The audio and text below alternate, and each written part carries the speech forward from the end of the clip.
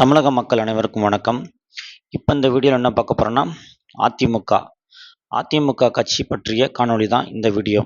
அதாவது பார்த்தீங்கன்னா, அதிமுக கட்சி இப்போ நாளுக்கு நாள் தொடர்ந்து 10 தேர்தல்களில் தொடர்ந்து தோல்வி அடைஞ்சுக்கிட்டு வருது. அது நம்ம ஊடகங்களில் செய்திகளில் பார்க்குறோம். அது பார்த்தோம்னா அதுக்கு காரணம் அந்த கட்சியில் பிளவுபட்டிருக்காங்க.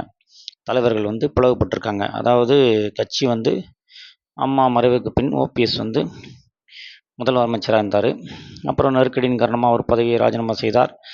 அப்புறம் பார்த்தோம்னா நிறைய குழப்பங்கள் ஏற்பட்டது. சரி, அப்போ அந்த கதையை விட்டுருவோம். இப்போ உள்ள சூழ்நிலையில் பார்த்தோம்னா கட்சி ஒன்றுபட வேண்டும். அதாவது கட்சி இப்போ அதிமுக கட்சியில் தலைவர்கள் ஒற்றுமையாக பழைய மனக்கசப்புகளை மறந்து மீண்டும் அதிமுகவில் இருக்கக்கூடிய தலைவர்கள் அனைவரும் ஒன்று சேர வேண்டும். ஓபிஎஸ், சசிகலா, இபிஎஸ் எல்லாருமே ஒன்று சேர வேண்டும். அப்படி ஒன்று சேர்ந்தாங்கன்னா மட்டும்தான் கட்சி வலிமையாக பழைய நிலைமைக்கு வரும். ஏன்னா பார்த்தோம்னா ஓபிஎஸ் கட்சியில் ஒரு முக்கியமான நபர். அம்மா காலத்திலேயே நிதியமைச்சராக தொடர்ந்து இருந்தார். அதே மாதிரி பார்த்தோம்னா அம்மா கூட ஒரு தேர்தல் பிரச்சாரத்தில் 2011 சொல்லியிருப்பாங்க.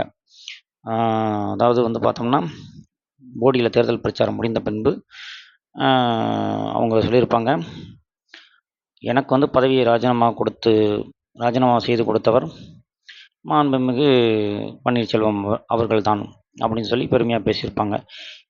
எனக்கு முதலமைச்சர் பதவியை ராஜினாமா செய்து கொடுத்தவர், அதாவது ராமன் அப்படின்னு அந்த ராமாயணத்தெல்லாம் கம்பேர் பண்ணி சொல்லியிருப்பாங்க. அதாவது ராமாயணத்தில் தான் அப்படி ஒரு இது நடந்தது, பதவி வேண்டாம் என்று விட்டு கொடுத்தது ராமாயணத்தோட சுட்டி காட்டி பேசியிருப்பாங்க. அந்தளவுக்கு ஒரு நல்ல மனிதர் ஓபிஎஸ் அப்படின்னு சொல்லி அம்மா கொஞ்சம் புகழ்ந்து பேசியிருப்பாங்க. அதை 2011 பிரச்சாரத்தில் நீங்கள் எடுத்து பார்த்தீங்கன்னா தெரியும் வீடியோவில். அப்போ பார்த்தோம்னா அதுக்கப்புறம் பிரச்சாரம் முடிந்த பின்பு ஹெலிகாப்டர்லேயே கூட்டிகிட்டு போயிருப்பாங்க. ஓபிஎஸ்ஸை கூட்டிகிட்டு மதுரைக்கு வந்திருப்பாங்க. அந்த காணொலியெல்லாம் நம்ம இப்பயும் எடுத்து பார்த்தா இருக்கும். ஸோ அந்தளவுக்கு அம்மாவிடம் விசுவாசமாக இருந்தவர் மாண்புமிகு ஓபிஎஸ் அவர்கள். ஸோ அவரை மீண்டும் கட்சியில் இணைத்து கொண்டு ஓபிஎஸ், சசிகலா, இபிஎஸ் அப்படி எல்லாருமே ஒன்று சேர்ந்தால் தான் கட்சி மீண்டும் வலிமை பெற்று ஆட்சியை பிடிக்க முடியும். ஆனால் இவங்க என்ன சொல்கிறாங்க, இப்போ விக்கிரவாண்டி இடைத்தேர்தலை புறக்கணிச்சிட்டு ஒருத்தர் சொல்கிறார், ஒரு முன்னாள் அமைச்சர் என்ன சொல்கிறாரு, விக்கிரவாண்டி இடைத்தேர்தலை நாங்கள் புறக்கணிச்சிட்டோம், ஆனால் 2026 தான் எங்களுக்கு இலக்கு, நாங்கள் ஆட்சியை பிடிச்சிருவோம் அப்படின்றாரு. அதை பார்த்தோன்னே எனக்கு ஒரு காமெடியாக இருக்குது. 2009 அம்மாவும் தேர்தலை புறக்கணித்தார், ஆனால் 2011 ஆட்சியை பிடித்தார் அப்படின்றாங்க. 2011 ஆட்சியை பிடித்தார்னா அம்மா ஒரு வலிமையான லீடர். அவருக்கு யாருமே கட்சிக்குள்ளே இருக்கணும்னு அவசியம் இல்லை. அவரோட தனிப்பெரும் செல்வாக்கில் அவர் ஜெயிப்பார். ஆனால் நீங்கள் இப்போ எல்லோரும் ஒன்று சேர்ந்தால் மட்டும்தான் ஜெயிக்க முடியும். ஓபிஎஸ், சசிகலா, இபிஎஸ் எல்லாருமே ஒன்று சேரணும். இப்போ தெற்க ஓபிஎஸ்க்கு செல்வாக்குன்னா வடக்க இவருக்கு செல்வாக்கும், வடக்க மேற்கு மண்டலம் இங்கெல்லாம் இவருக்கு இபிஎஸ்க்கு செல்வாக்கு இருக்குது. ஸோ தஞ்சாவூர் போன்ற மாவட்டங்களில் சசிகலா அம்மாவுக்கு செல்வாக்கு இருக்குது. ஸோ 3 பேரும் ஒன்று சேர்ந்தால் தான் கட்சி வலிமை பெற்று ஆட்சியை பிடிக்க முடியும். இதான் நிதர்சன உண்மை. அதை உணர வேண்டும். நாளைக்கு கூட போயஸ் கார்டனில் ஒரு மீட்டிங் ஏற்பாடு பண்ணியிருக்காங்க. எல்லா தலைவர்களும் ஒன்று கூடி கட்சியை வலுப்பெற செய்தார்கள்னா தொண்டர்களுக்கு சந்தோஷமாக இருக்கும். எனக்கு ஒன்றும் கிடையாது, தொண்டர்களுக்கு சந்தோஷமாக இருக்கும். எனக்கும் கூட ஜெயலலிதா அம்மா பிடிக்கும். ஸோ அப்படிப்பட்ட ஒரு கட்சி வீழ்ச்சி அடைஞ்சிக்கிட்டு அழிவு பாதை நோக்கி போகுதுன்றபோது கொஞ்சம் வேதனையாக இருந்துச்சு. அதனால தான் இந்த காணொலியை போட்டேன். இபிஎஸ் அவர்கள் நல்லா சற்று சிந்திச்சு பார்க்க வேண்டும். இன்றைக்கி பொதுச் செயலாளர் ஆகிட்டோம், எதிர்க்கட்சி தலைவராக இருக்கும், இதுக்கு முன்னாடி 4 வருஷம் முதலமைச்சராக இருக்கும் அப்படின்னு சொல்லி மறந்துக்கிட்டு இருக்காரு. மக்கள் நிறைய பேர் அதை பற்றி ஃபஸ்ட்டு நான் சொல்கிறேன், தெரிஞ்சுக்கங்க. 2011 அவருக்கு எம்எல்ஏ சீட்டு வாங்கி கொடுத்தது சசிகலா அம்மா தான்.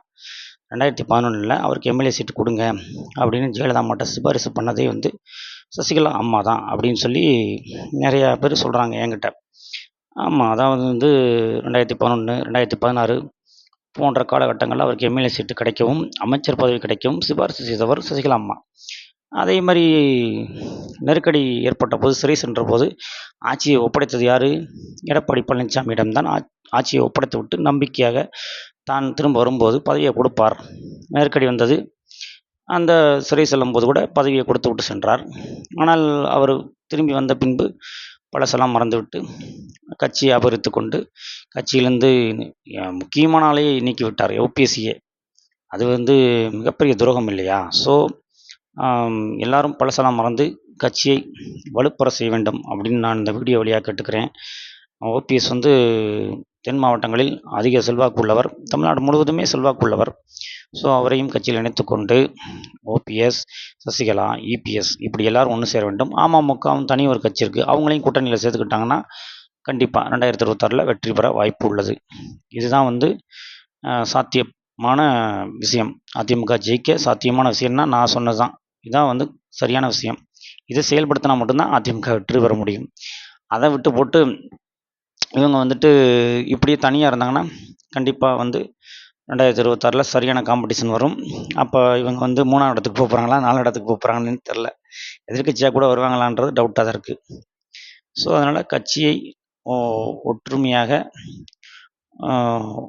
எல்லா தலைவர்களும் ஒன்று சேர்ந்து கட்சியை வந்து வலுப்படுத்த வேண்டும். அப்போ தான் ஒரு 34-35% வாக்குகளை பிடித்து ஆட்சியை பிடிக்க முடியும். அப்படி பண்ணால் தொண்டர்களுக்கு ஒரு சந்தோஷமாக இருக்கும். ஏன்னா ஒரு நல்ல இயக்கம், ஜெயலலிதா அம்மா வந்து கட்டி காத்த இயக்கம், அது அழியக்கூடாது அப்படின்ற ஒரு நல்ல எண்ணத்தில் இந்த காணொளி போடுகிறேன். வேறு எந்த உள்நோக்கமும் கிடையாது. அடுத்த வீடியோவில் சந்திப்போம் மக்களே. நன்றி, வணக்கம்.